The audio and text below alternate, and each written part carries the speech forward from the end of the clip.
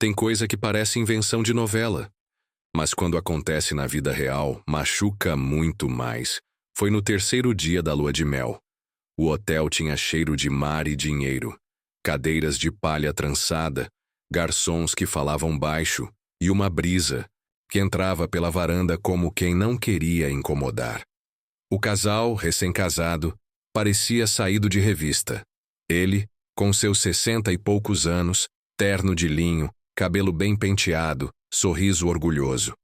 Ela 29, um vestido leve, olhos verdes e um jeito doce que confundia inocência com cálculo. Tava tudo indo bem demais.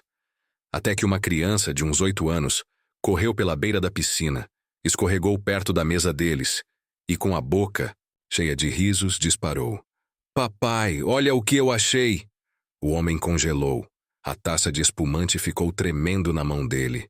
A moça, a nova esposa, ficou branca que nem papel. Era a filha dela, do primeiro casamento. Uma menina linda, igualzinha à mãe, mas com um detalhe a mais que doeu feito punhal. Os olhos eram iguais aos dele, e foi aí que ele sentiu, lá no fundo, um arrepio na espinha, um estalo no coração. Aquela criança o chamando de pai não era só um erro de vocabulário. Era um erro do passado batendo na porta. E se aquilo não fosse coincidência? E se aquela criança tivesse razão? Família? Tem umas que são mais embaralhadas que baralho de truco. E quando você puxa a carta errada, pode acabar apostando o próprio coração. Se você é dos que gosta de história boa, já deixa seu curtir aí e se inscreve. Porque esse caos aqui, meu amigo, vai descascar a alma como cebola de 3 camadas. E olha, vai ter choro, vai ter grito e vai ter verdade. Mas ó, a verdade, quando vem tarde, vem com juros e correção. Ela dizia que tinha vindo do interior, de Goiás, separada. Mãe solo. Trabalhava com vendas de cosmético quando se conheceram numa palestra de liderança. Dessas que milionário adora dar para massagear o ego e fingir que é coach. Ela estava lá, na primeira fileira, olhar brilhando, caderno na mão, sorriso de quem já sabia a resposta antes da pergunta terminar. E ele, todo empolgado, achando que tinha encontrado uma mulher que olhava para ele como se fosse um herói. Mas herói de história errada sempre vira vilão no segundo ato. Ele ficou encantado. Ela dizia que tinha sofrido muito, que o ex-marido sumira no mundo, que a filha era criada com muito amor, mas que nunca tivera figura paterna. E ele, vaidoso como só, acreditou que podia ser esse papel. Um homem com empresa no ramo imobiliário, 3 apartamentos alugados em Miami, e um ego maior que a cobertura dele na Faria Lima. "É minha chance de fazer diferente", ele dizia para os amigos no clube. "Dessa vez, eu caso por amor." Só que tinha uma coisa. A tal menina, a filha dela, nunca aparecia. Nunca por foto, nunca por chamada de vídeo. A desculpa era sempre a mesma. "Ah, ela tá com febre. Tá na casa da avó em Anápolis. Ela tem trauma de homem, sabe? Melhor esperar." E ele, bobo velho apaixonado, aceitava tudo. Mas o que ele não sabia é que o passado não gosta de ser deixado para trás. E quando a gente tenta esconder, ele arruma um jeito de se convidar para a festa. Foi por isso que, no dia da viagem de lua de mel, a filha apareceu. Ela disse que não tinha com quem deixar, que a mãe ficou doente. Ele achou estranho, mas aceitou. Afinal, o coração dele já tinha feito empréstimo demais para voltar atrás. O estranho mesmo foi no jantar daquela noite. Enquanto a menina desenhava num guardanapo, ela perguntou: "Mãe, foi esse o homem que você falou que me deixou no hospital?" A colher caiu da mão dele. Ela sorriu nervosa, tentou mudar de assunto. Mas ele já tinha ouvido. E aquilo bateu no peito como quem ouve um tiro abafado no meio de uma sinfonia. Tem coisa que a gente ouve e tenta fingir que não ouviu. Mas a alma não deixa. A partir dali, o silêncio entre os dois começou a gritar. Ele passou a noite com os olhos abertos, encarando o teto daquele hotel 5 estrelas como se fosse um interrogatório. O ar-condicionado fazia um zumbido baixo, mas o que incomodava mesmo era o silêncio entre ele e ela. Na manhã seguinte, o café foi servido na varanda com vista para o mar turquesa, mas ele nem tocou na xícara. Ontem, o que sua filha quis dizer com aquilo do hospital?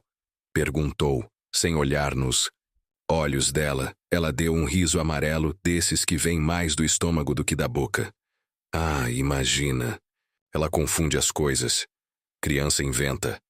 Mas ele conhecia mentira. Tinha feito fortuna vendendo imóvel inflado como se fosse oportunidade de ouro.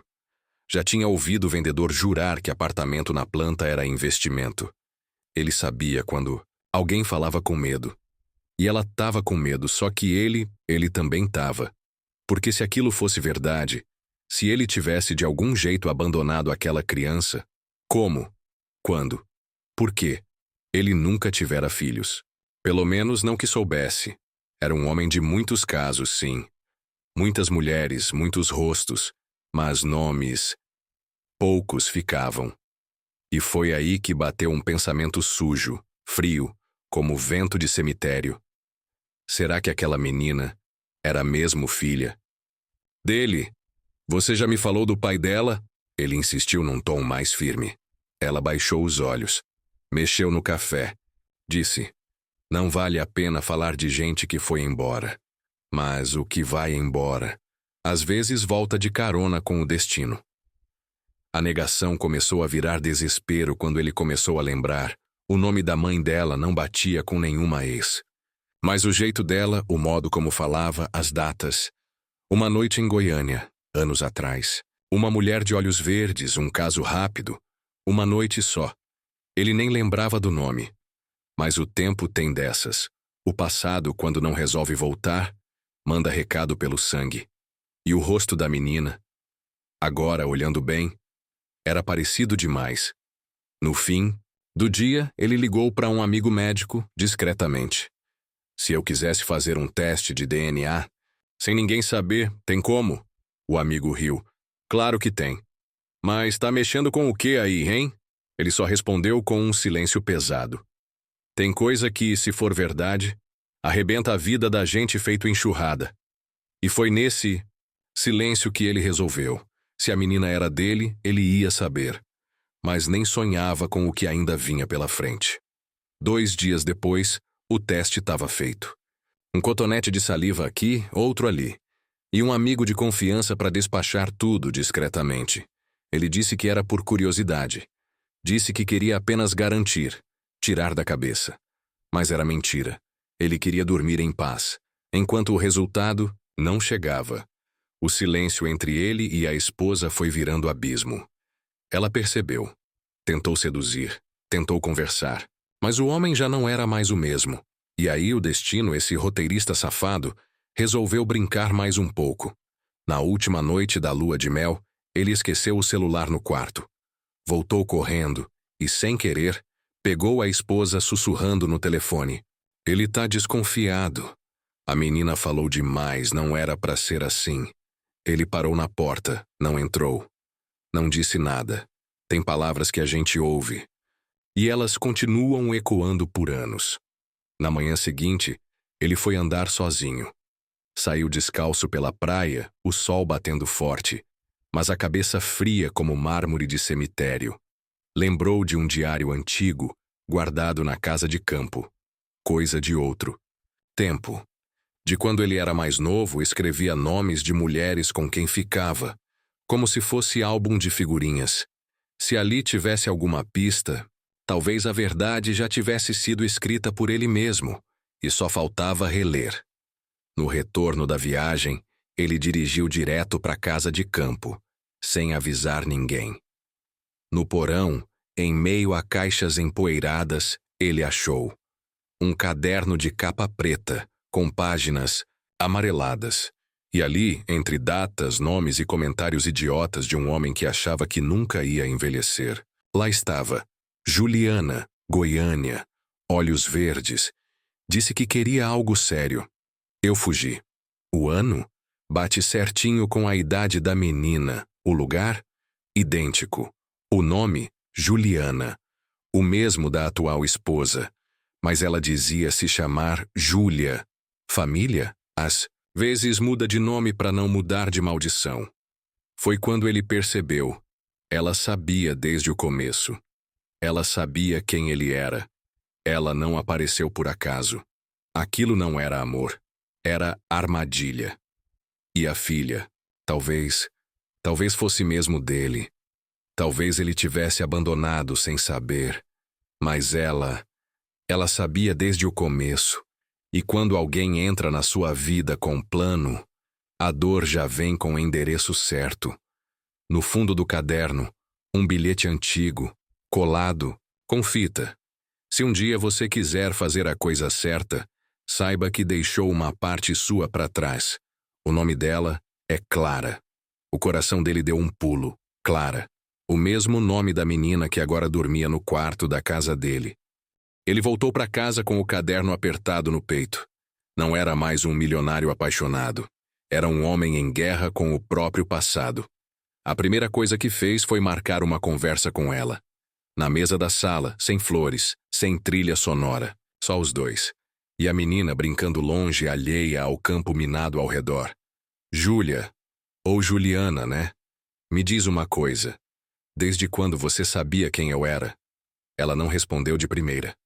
Cruzou os braços. A boca tremia.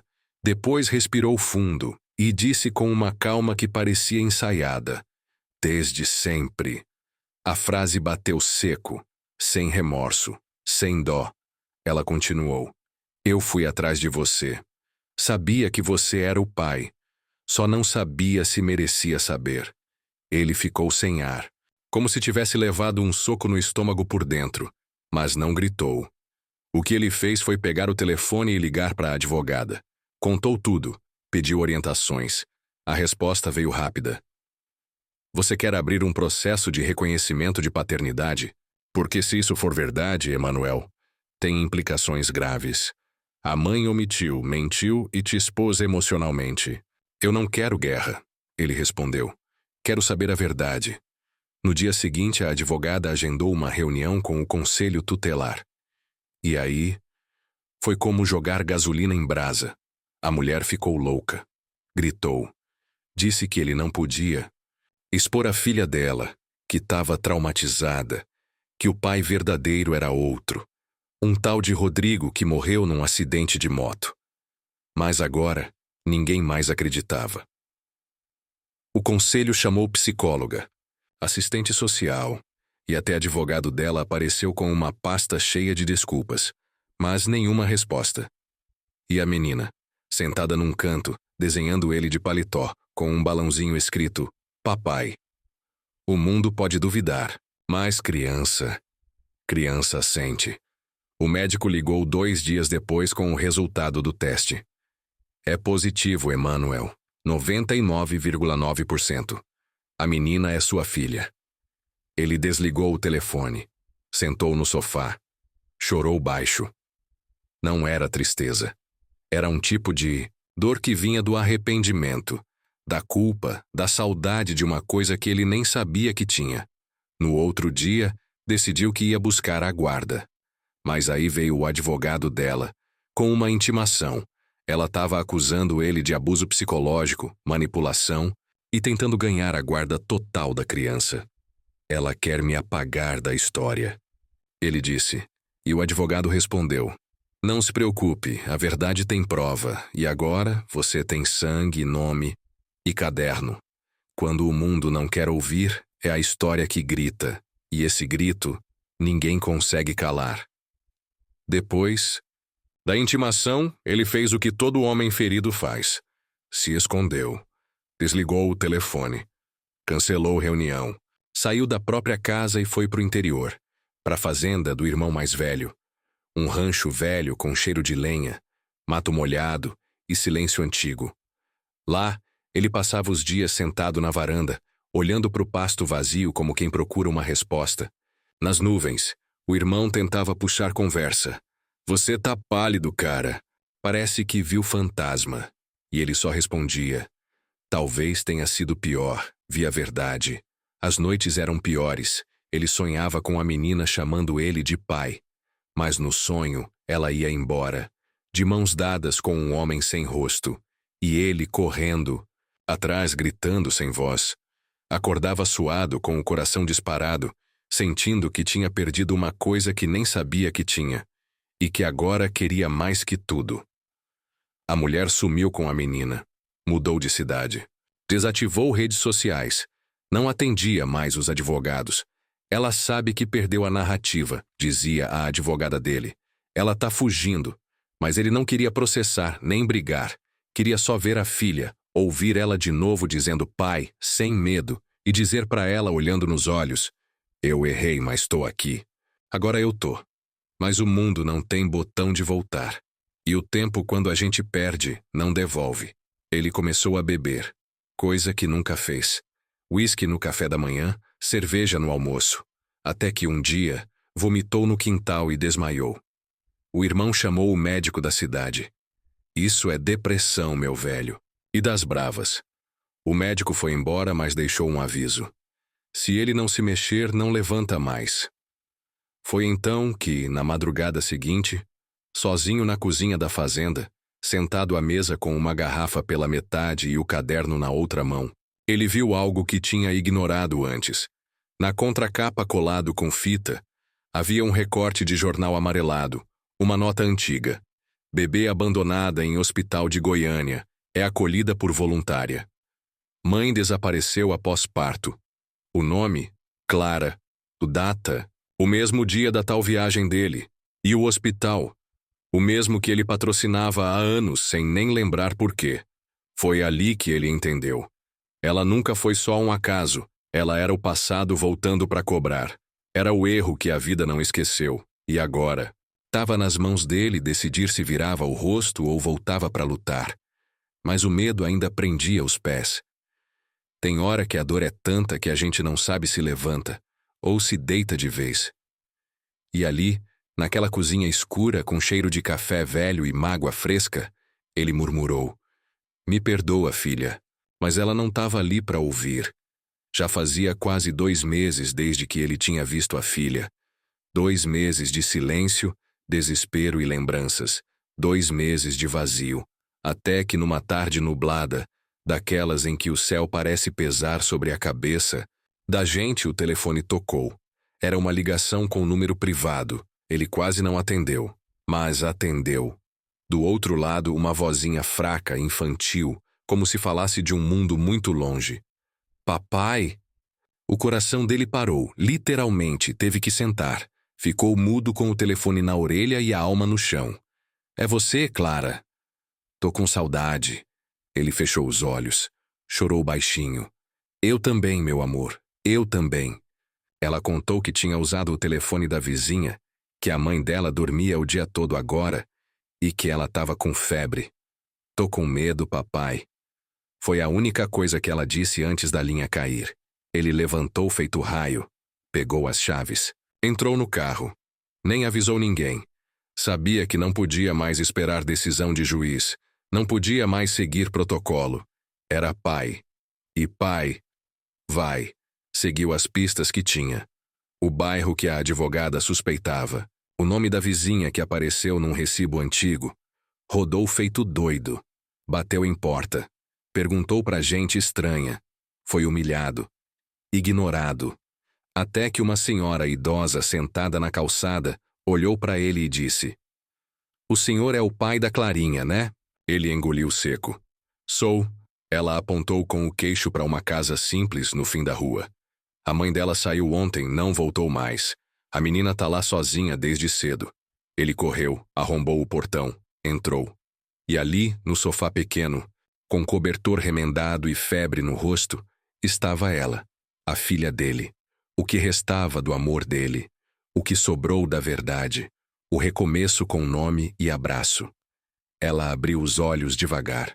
Sorriso fraco, mas presente. Eu sonhei que você vinha, papai.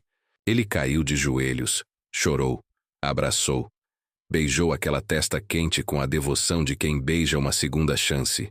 E ali, naquele sofá velho, nasceu uma coisa que ele nunca teve antes. pertencimento, porque no fundo, ele não sabia ser pai, mas sabia que ia aprender com ela, por ela.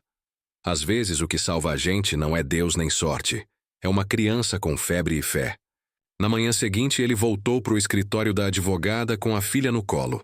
Cabelo bagunçado, olheira funda, camisa amarrotada, mas com um olhar que nunca teve antes. Convicção. Ela, a pequena Clara, dormia no banco de couro do carro. Ainda, febril, mas tranquila. Não quero mais espera, quero justiça, ele disse com voz rouca.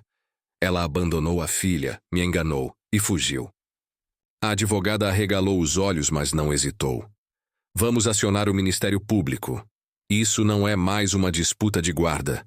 É negligência. É crime. Foram rápidos. Em 2 dias, o juiz autorizou visita de assistente social. E em 1 semana, a audiência foi marcada.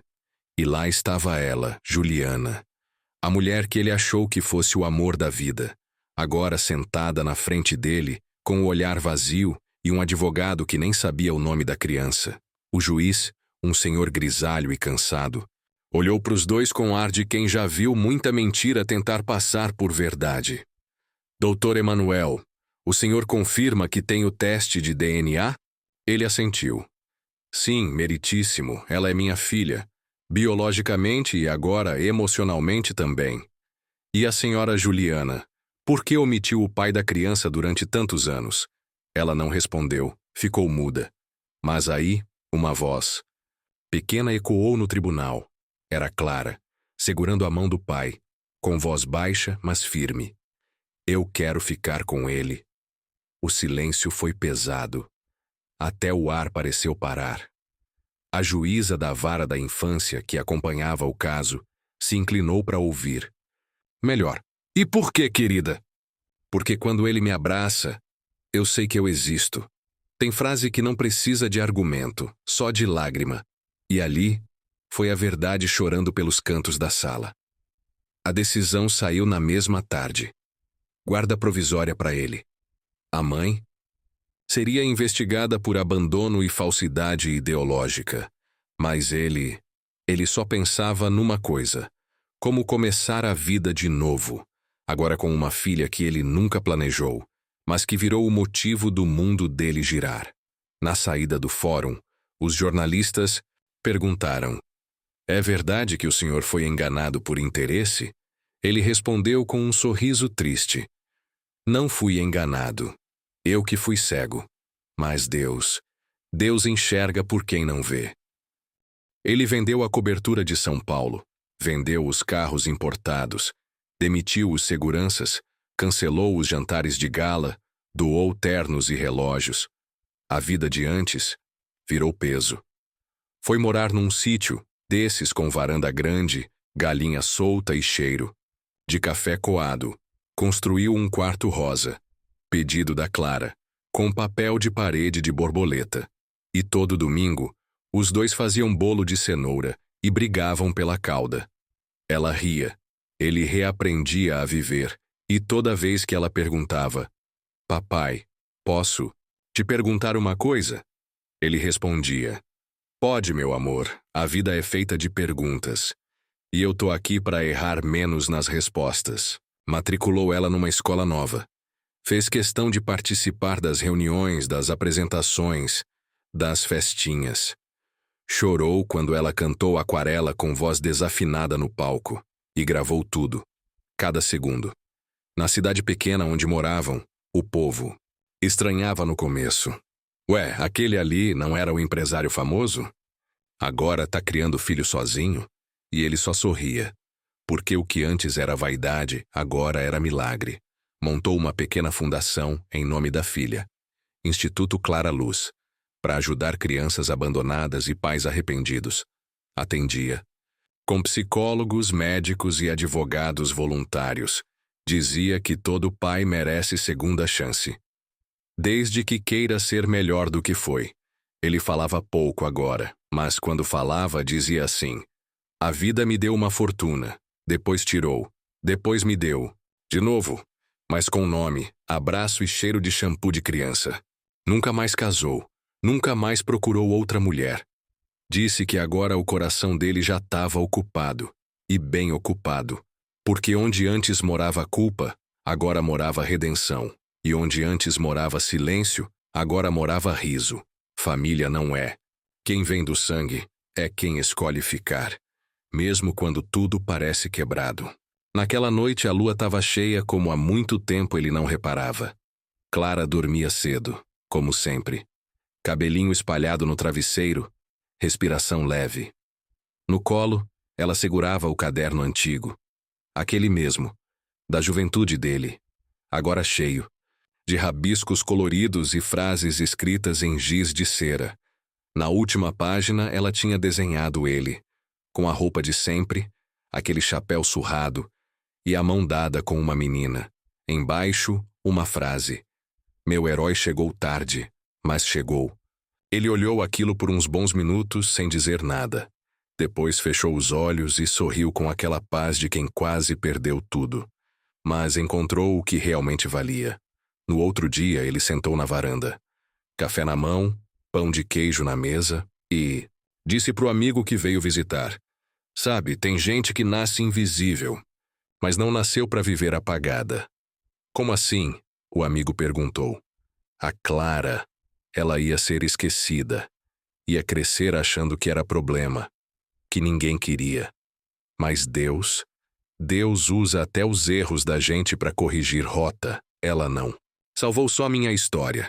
Ela escreveu outra, com a mão pequena dela e com o perdão que eu não merecia.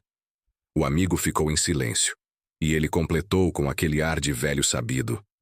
Dizem que quem procura, acha, mas ninguém avisa que o que a gente acha pode ser melhor do que tudo que procurava. A câmera imaginária se afasta, a casa simples, a varanda cheia de plantas e uma risada de criança ao fundo. Corte seco, tela preta e a voz do vovô rico encerrando. E aí, o que você achou desse causo, hein? Comenta aqui embaixo, deixa seu curtir para fortalecer o canal e se inscreve para não perder mais história boa como essa. Até a próxima, do seu vovô rico.